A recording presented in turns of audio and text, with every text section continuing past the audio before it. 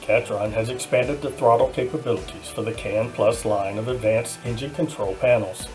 The new CANplus Control advanced throttling and control features provide you with more options to better control mechanically or electrically governed engines.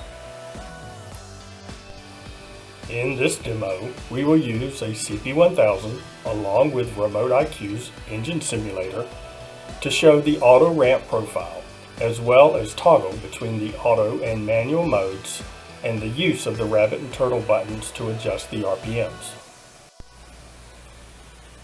The panel is already in auto mode, waiting on a single switch start event. We will use the engine simulator to trigger the auto start.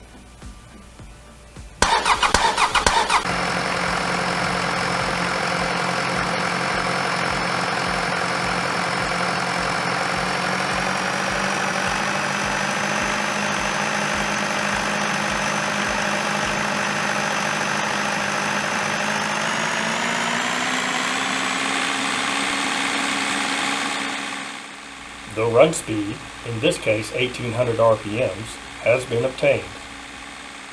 We will now switch to manual mode by pressing the manual button.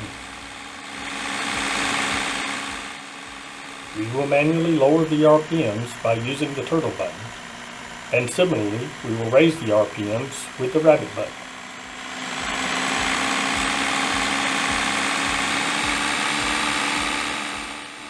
Next, we will put the panel back into auto mode.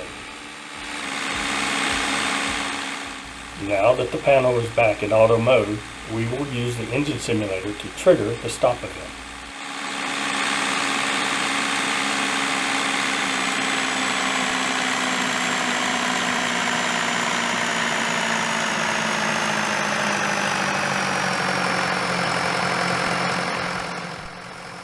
The cooldown period has been configured for half a minute, and the engine will sit at the idle RPM for that period before the engine is shut down.